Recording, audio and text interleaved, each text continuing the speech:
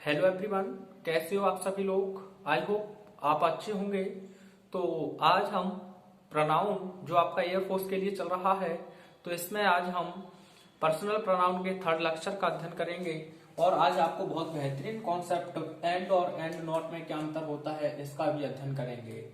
तो देखिए, पहले हम जो कल का क्वेश्चन था, Suman what I am allowed to go there. पहले इस क्वेश्चन को अच्छे से पढ़ें। कल आपने कुछ लोगों ने आप बिल्कुल करेक्ट आंसर भी दिया था, जिनमें मोहित का आंसर सही था, भूमि का आंसर सही था, सूरज राजपूत का आंसर सही था और भी बहुत से लोगों के आंसर सही थे। तो फ्रेंड्स, पहले मैं इसे जिन लोगों ने आंसर नहीं वेरीफाई किया था उनके लिए यहाँ मैं बताना चाहूंगा कि सबसे पहले हमने एक टॉपिक का अध्ययन किया था, प्रीपोजिशन। और हमने पढ़ा कि प्रीपोजिशन के बाद आने वाला प्रीपोजिशनल ऑब्जेक्ट होता है जिसका एग्रीमेंट यानी कि आने वाली हेल्पिंग वर्ब या मेन वर्ब से कोई भी लेना देना नहीं होता है। ये कॉन्सेप्ट ये तैयार हुआ था। फिर हमने कहा कि वर्ड देखने में कुछ भी हो, लेकिन जैसे हम उसे फंक्शनल ग्रामर में जस्टिफाई नहीं करेंगे तब तक हम उसे कोई भी शब्द निर्धारित नहीं करेंगे। जैसा कि मैंने आपको बताया था, व्हाट हो गया, लाइक हो गया। अभी थोड़ी देर में हम एंड और एंड नॉट को भी पढ़ेंगे। तो फिर दूसरी बात हमारी समझ में आई कि जो प्रपोजिशन है उसे दो कैटेगरियों में हमने बांटा। एक था गुड, जो हमें अच्छे लगते हैं, जिनमें हमने रखा था लाइक को, विद को, अलोंग विद को और टुगेदर विद को।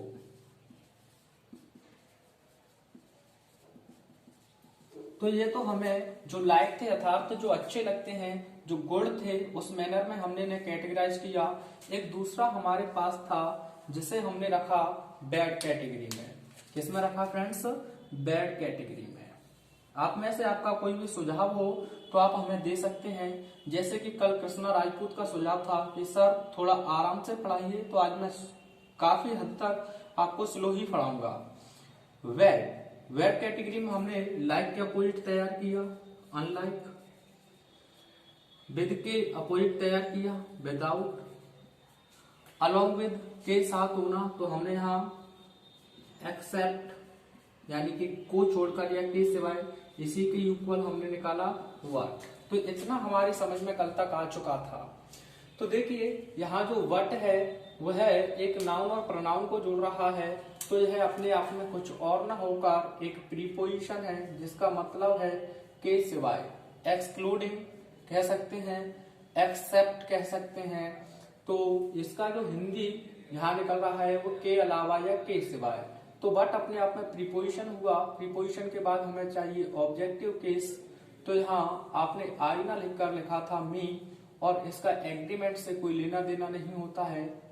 तो एम ने सब्जेक्ट ढूंढा सुमन। अब सुमन सिंगुलर है तो आपने हेल्पिंग वर्ब यहाँ एम ना लिखकर लिखी एच। पहला कॉन्सेप्ट आपका यह था, आपने आंसर बनाया था, बहुत अच्छा लगा मुझे। I like she likes mango.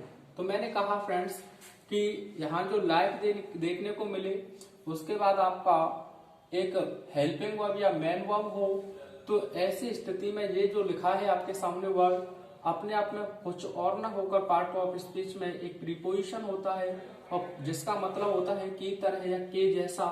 तो इसके बाद चाहिए हमें ऑब्जेक्टिव केस। तो आपने यहाँ सीना लिखकर लिखा हर, और इसका एग्रीमेंट से कोई लेना देना नहीं होता है। तो लाइक्स ने सब्जेक्ट के नाम पर ढूंढा आई को, और आई के अकॉर्डिंग आप यहाँ लाइक ना लिखकर लाइक लिखेंगे। अब आप कहेंगे कि सर आपने लाइक को तो हमें सिंगुलर सब्जेक्ट की तरह पढ़ाया है, लेकिन मैंने बताया कि यह नालायक है। और दो जगह क्या कहा? दो जगह, पहला प्रेजेंट इंडेफिनिट, दूसरा प्रेजेंट परफेक्ट। यहाँ हमेशा यह अपने साथ प्लूरल हेल्पिंग वर्ब लेता है, अन्यथा सभी जगह यह सिंगुलर हेल्पिंग वर्ब या मेन वर्ब लेता है। अगले क्वेश्चन को आप आसानी से बना सकते हैं। कमेंट में सेंड कीजिए अपना answer. He what I am going there. तो मैंने यहाँ कहा कि जो व्हाट है यहाँ अपने आप में एक प्रीपोजिशन की तरह कार्य कर रहा है। तो प्रपोजिशन हुआ तो इसके बाद ऑब्जेक्टिव केस लिखेंगे। ऑब्जेक्ट के अनुसार यहाँ एग्रीमेंट से कोई लेना देना नहीं है तो आपने यहाँ लिखा मी, और एम ने जब सब्जेक्ट ढूंढा तो उसे मिला ही के अकॉर्डिंग आप एम ना लिखकर लिखेंगे एच। यहां तक समझ में आया है तो एक बार कमेंट बॉक्स में यस सर लिख दीजिए। तो फ्रेंड्स हमने प्रीपोजिशन के दो केस समझे कि प्रीपोजिशन के बाद हमेशा ऑब्जेक्टिव केस आता है, जैसे हेल्पिंग वर्ब या मेन वर्ब से कोई लेना देना नहीं होता है। एक और हमने केस पढ़ा था कल का, अगर मैं दिखाऊं आपको, कि सब्जेक्ट नंबर फर्स्ट, फिर प्लस प्रीपोजिशन, फिर उसके बाद सेकंड सब्जेक्ट। कुछ ऐसा हम लोगों को पढ़ा देते हैं, लेकिन मैंने आपको सिद्ध कर दिया था कि प्रीपोजिशन के बाद हमेशा ऑब्जेक्टिव केस लिखा जाता है, जैसे एग्रीमेंट से कोई लेना देना नहीं होता। यह भी कॉन्सेप्ट हो चुका है। अगले क्वेश्चन को देखिए, I with my friends have to work hard. तो मैंने कहा फ्रेंड्स, आई अपने आप में सब्जेक्ट है, विद अपने आप में प्रीपोजिशन है, प्रीपोजिशन के बाद है आपका प्रीपोजिशनल ऑब्जेक्ट होगा, तो इसका एग्रीमेंट से कोई भी लेना देना नहीं है। हैव ने सब्जेक्ट के नाम पर ढूंढा आई, तो आई के अकॉर्डिंग आपका हैव बिल्कुल सही है, तो इसमें कोई भी एरर नहीं है। अब दो नीचे सेंटेंस लिखे हुए हैं, इन्हें करेक्ट करने का प्रयास करें। पहला सेंटेंस है Radha Yadav followed by the players have done well. अब फ्रेंड्स आगे आपका एक कॉन्सेप्ट बनता है कि प्रीपोजिशन से एक चीज और बनती है, जिसे आप कहने का प्रयास करते हैं प्रीपोजिशनल फ्रेज। क्या कहने का प्रयास करते हैं? Prepositional phrase. तो सबसे पहले आप कमेंट में ये बताएं कि है फ्रेज क्या होता है, ये फ्रेज क्या होता है। तो आप जानते हैं कि शब्दों का एक ऐसा समूह जो अपना अर्थ तो रखता हो लेकिन कंप्लीट ना रखता हो, यानी कि phrase a group of words without complete sense, यानी सेंस तो होगा लेकिन कंप्लीट नहीं होगा। जैसे मैंने लिखा अ गुड बॉय, इसका अर्थ तो है एक अच्छा लड़का, लेकिन पूरा अर्थ नहीं है, तो ये फ्रेज कहलाएगा। लेकिन इसी में बात ऐड होती है कि प्रीपोजिशनल फ्रेज। अब यह कैसे बनती है फ्रेंड्स? जब आपका थर्ड फॉर्म प्लस प्रीपोजिशन लग जाए, थर्ड फॉर्म प्लस प्रीपोजिशन, तो वह प्रीपोजिशनल फ्रेज कहलाती है। क्या कहलाती है? Prepositional phrase.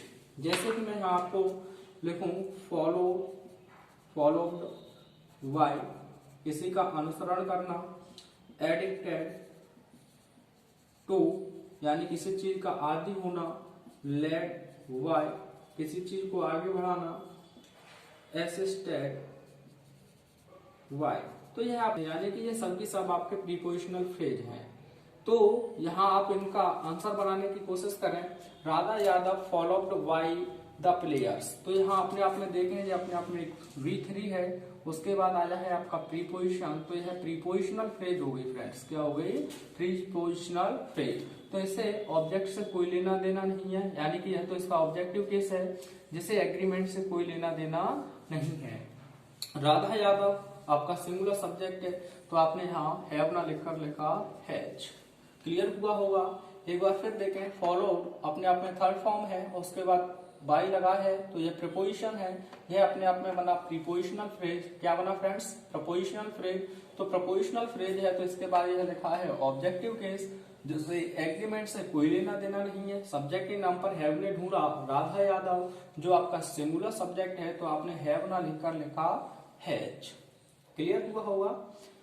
She pleased with the words were sitting there। अगर आप देखें प्लीज अपने आप में कुछ और ना होकर फ्रेंड्स थर्ड फॉर्म है, और विद की बात करें तो है अपने आप में प्रीपोजिशन है, तब थर्ड फॉर्म यानी कि वर्ब की थर्ड फॉर्म और विद प्रीपोजिशन लगा दिया जाए तो वह आपका प्रीपोजिशनल फ्रेज हो जाता है। क्या हो जाता है? Prepositional phrase. बोल नहीं रहे हो सर? बोलना होगा प्रीपोजिशनल फ्रेज। तो प्रीपोजिशनल फ्रेज हो गया, तो आने वाला जो कुछ भी होगा वह इसका ऑब्जेक्ट होगा, जिसे एग्रीमेंट से कोई लेना देना नहीं है।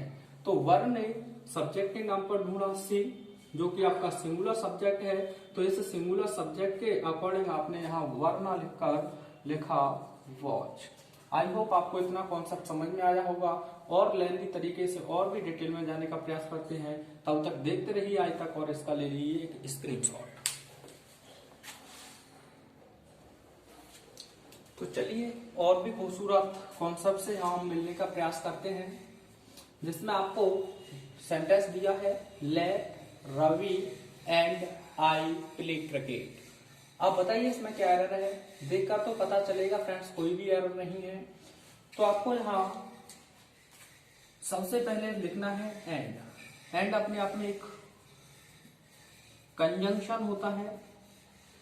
कन का मतलब होता है टुगेदर यानी किसी के साथ। जंक्ट इसका मतलब होता है प्लेस, ION यह नाउन मेकर है।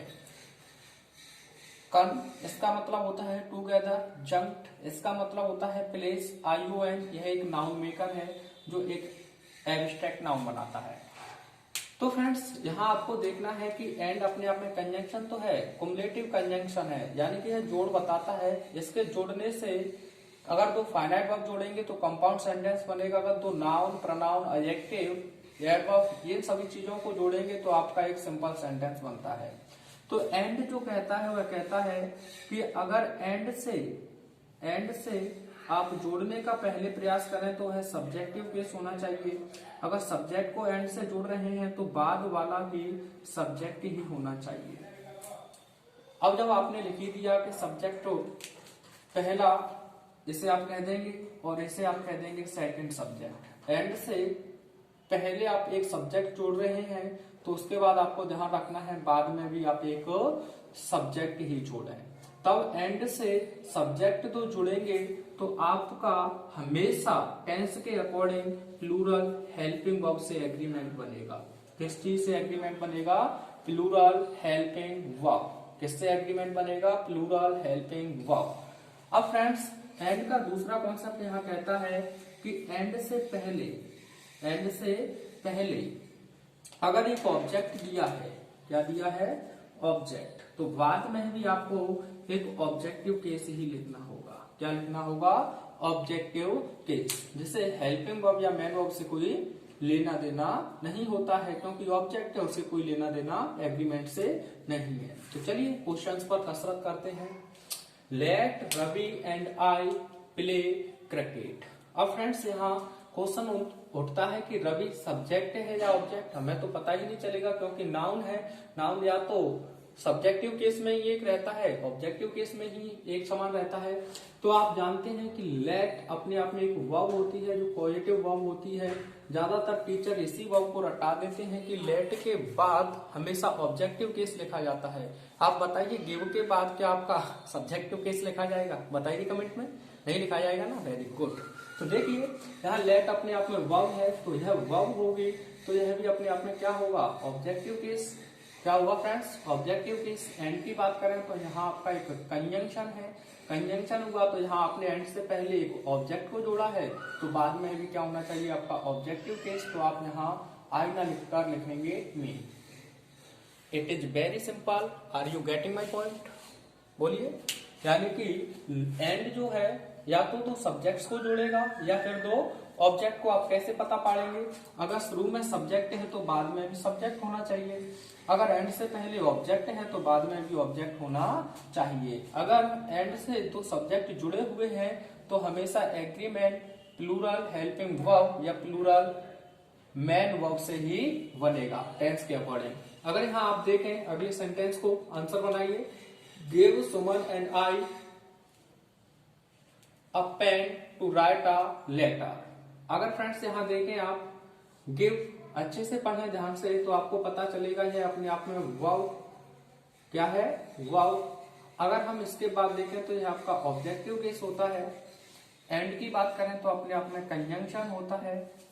और फ्रेंड्स एंड से पहले जब आपने एक ऑब्जेक्ट को जोड़ा है तो बाद में भी आपका ऑब्जेक्टिव केस होना चाहिए। तो आपने आई ना लिखकर लिखा मी। सर जितना आप पार्टिसिपेट करेंगे उतना ही आप अच्छे से सीखेंगे और चीजों को ज्यादा याद रखेंगे, क्योंकि आपके लिए मैं प्रैक्टिस के लिए जैसे ही पर्सनल प्रोनाउन कंप्लीट होगा 60 क्वेश्चन लेकर उपस्थित होऊंगा, जिसमें आप अपने आप को परखेंगे कि कितना हमें सीखने को मिला है। गारंटी हमारी है आपकी सक्सेस की। किसी भी एग्जाम में बैठ जाए कोई भी समस्या नहीं होगी। अगला क्वेश्चन है Rohit and me is going there या गोइंग टू आगरा। अगर आप देखें जहाँ एज अपने आप में कुछ और ना होकर एक वर्ब है, वो अलग मैटर करता है कि हेल्पिंग वर्ब है कि मेन वर्ब है। तब जो है वर्ब हुई तो इसके जो पहले आएगा वह आपका सब्जेक्टिव केस होगा। बोलिए हाँ या ना। यह जब अपने आप में वर्ब है तो इसके लिए क्या चाहिए? Subjective case. एंड की बात करें तो अपने आप में कुछ और ना होकर एक है कंजंक्शन। तो कंजंक्शन के पहले आपने लिखा रोहित, जो आपका सब्जेक्टिव केस है, तो बाद में भी आपका क्या होना चाहिए सब्जेक्टिव केस। तो आपने यहाँ मीना लिखकर लिखा आई। जब है आपका प्लूरल हो गया, क्या हो गया प्लूरल, एंड से जुड़ने के बाद तो प्लूरल हेल्पिंग वर्ब आपकी क्या होती है आर होती है। तो आपने यहाँ एज के स्थान पर लिखी are you getting my point. अगला सेंटेंस देखिए, he and not I have done it. अब आप कहेंगे कि ऐसा सेंटेंस तो हमने आज तक देखा ही नहीं है, एंड नॉट, कुछ तो गड़बड़ है दया। आप कहें तो दरवाजा तोड़ दूं, क्यों सर बोलिए, कुछ तो गड़बड़ है दया, आप कहें तो दरवाजा तोड़ दूं। ध्यान से समझिए, and versus and not. And आपकी समझ में आया, क्या लिखा हुआ है कंजंक्शन। एक मिनट के क्या लिखा हुआ है कंजंक्शन, तो यह केस आपकी समझ में आया। अब फ्रेंड्स एंड और एंड नॉट में क्या अंतर होता है, आप में से कुछ छात्र जानते हैं, कमेंट करके बताएं। एंड नॉट फ्रेंड्स अपने आप में होता है प्रीपोजिशन। क्या होता है प्रीपोजिशन, जिसका मतलब होता है एक्सक्लूडिंग या एक्सेप्ट, एक्सक्लूडिंग या एक्सेप्ट, एक्सक्लूडिंग या एक्सेप्ट, जिसका मतलब होता है के सिवाय या के अलावा।